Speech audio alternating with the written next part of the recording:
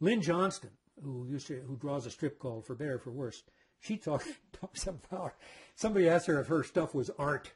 She said, I'll tell you a story about this art gallery in my hometown. They had this display of stuff there, and one of the things that was on display was still life, and this guy took some vegetables and nailed them to the wall. And over a period of time, the vegetables rotted, and their juices ran down the wall and ruined the carpet.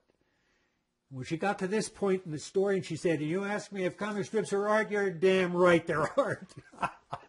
They don't rot in front of you and run down the wall.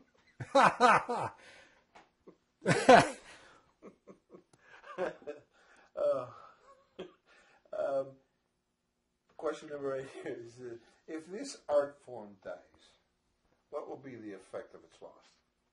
The American civilization will vanish. There will be no more American civilization. There will be only the Olympics, and that's all. I don't know. What will be the effect? Yeah. A lot of out-of-work cartoonists. That's what will be the effect. There are people now, cartoonists, who are worried about what's going to happen to cartooning, partly because they're worried about what's going to happen to newspapers. And with the collapse of the Rocky Mountain News and the Seattle Post-Intelligencer, I started worrying about it too. And then I realized that's a phony situation. Newspapers aren't going to die. That's just not going to happen. And the reason I decided that is because I went on a trip that last summer, and I went to a lot of little towns, and they all have newspapers. Well, if newspapers were in trouble, how come these papers aren't kaput? Because they can get advertising from the local merchants, you know. Newspapers are not going to be in trouble, and comic strips are going to be in them as long as there are newspapers.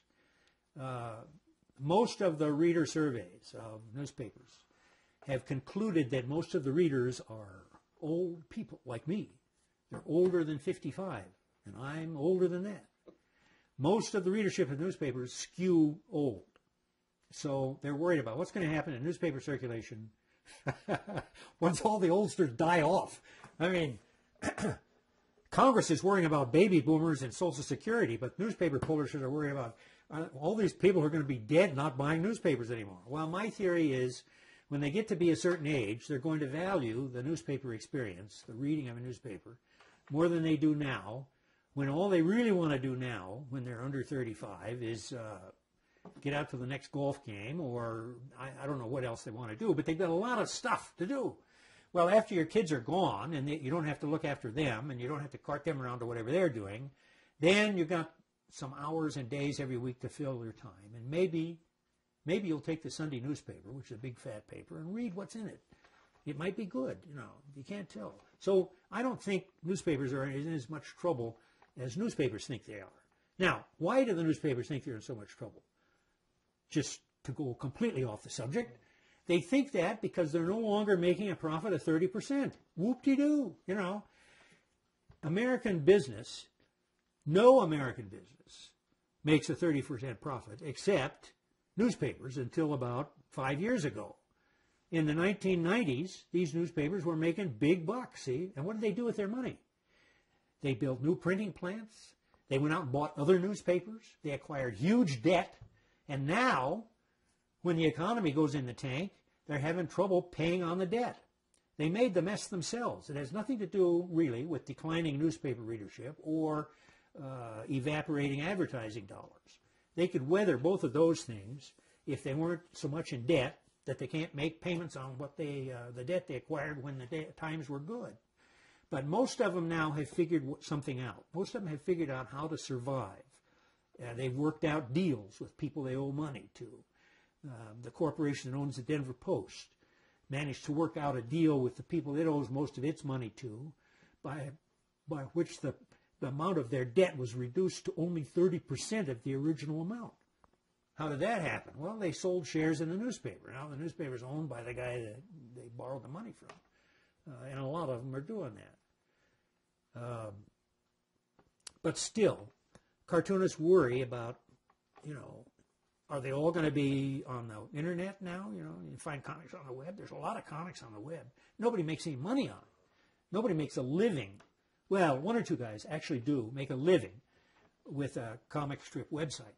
But they make a living by selling T-shirts. and mugs and stuff like that with their characters on them. They don't make a living on the artwork on there.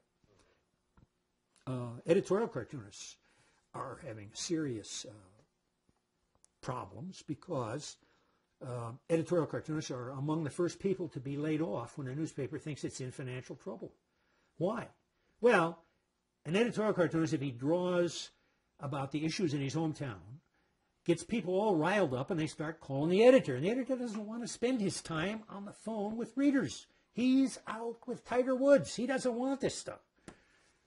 So the editor would rather that the cartoonist not draw cartoons about local issues. He'd rather he stick to national issues.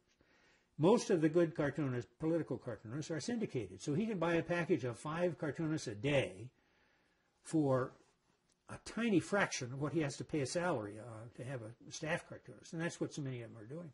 So staff positions for editorial cartoonists disappearing. In the spring of 2008, one of the people in the Editorial Cartoonists Association counted that there were something like 101 full-time staff editorial cartoonists on American newspapers. A year later, there were only 80. I mean, that's a 20% attrition in 1 year. No wonder they're worried. Where are they going to go? Well, probably into advertising. I mean, I think that the editorial cartoonist is a more endangered species than the comic strip cartoonist.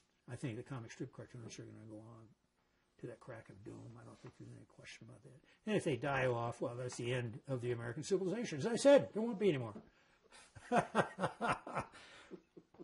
Over the years, this would be my last question. It's not on the sheet here, but over the years, cartoonists have, as we touched a little bit on, have stirred emotion, but also controversy from, ethnic groups to, women in tight dresses. And right. You can't poke fun at anybody who's going to write a letter to the editor or call him on the phone. That's why there's so many animal comic strips. Because, the animals don't object. Who's going to object? The animal lovers. They're going to object. No, there's a lot of that. But and with the presence of the Internet and the whole blogosphere thing, it doesn't take very much. It takes 1 or 2 guys to write something on the Internet and say, oh, did you see Blondie today? And she's out after humpbacks, or, I don't know what she got. So we're all going to get together and picket the newspaper. There's a lot of that going on. I mean, almost every day you see something. I get a clipping service on the Internet, and almost once or twice a week I get something about somebody is angry because their favorite group is being ridiculed, or they think it's being ridiculed. A lot of people, of course, are simply using that instance as an excuse to make their case. That's fine. They can do that.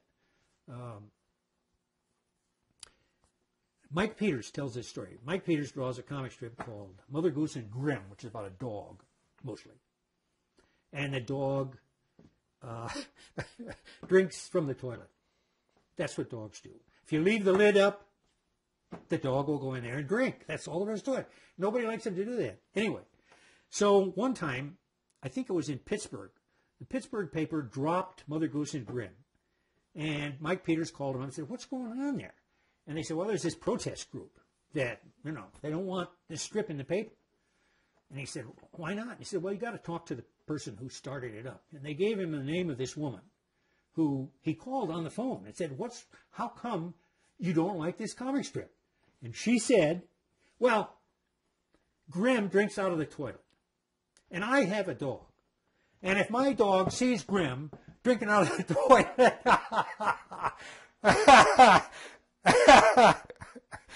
okay. I don't know if that answers your question, but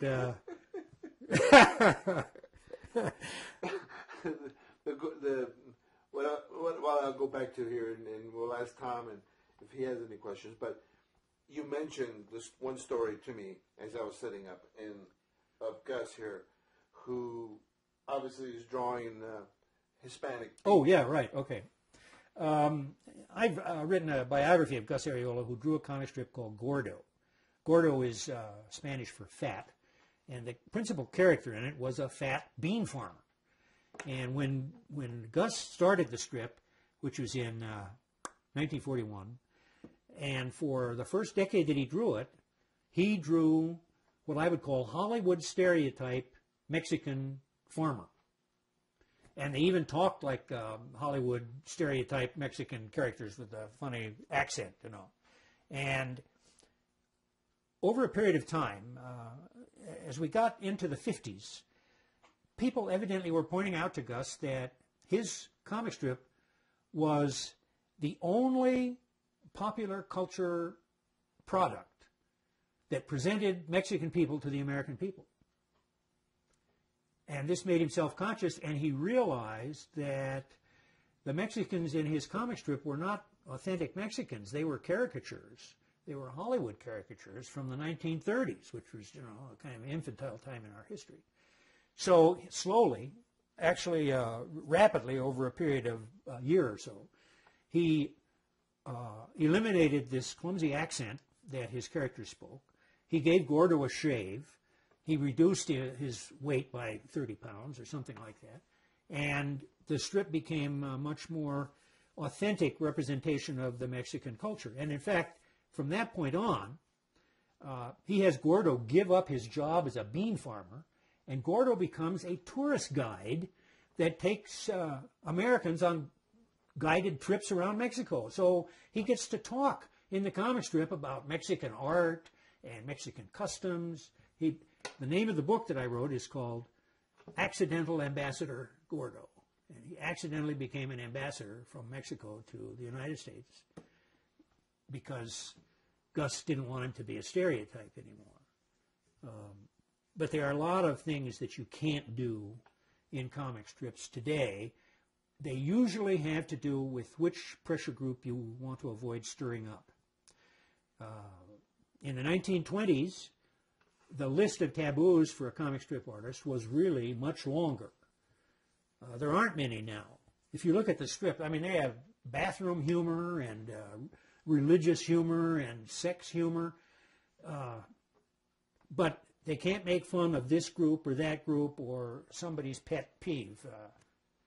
Somebody, I don't know, 20 years ago, the guy that was drawing Popeye got fired because he did a sequence in which there was a baby doll. And you could read that as an anti-abortion sequence. And so they got rid of him. And the daily comic Popeye is going into reprints, and it's been that way ever since. The weekend, the Sunday edition is still original material, done by a guy named Hy Eisner, who also does the Sunday Katzenjammer Kids, which is still, believe it or not, going. One of the earliest, 1897 strip is when it started. I think I've defeated myself in parentheses here. Where was I? Oh, you don't want to offend any particular group. And in the 1920s, the list was longer. You could not have a comic strip in which a husband was beating up on his wife.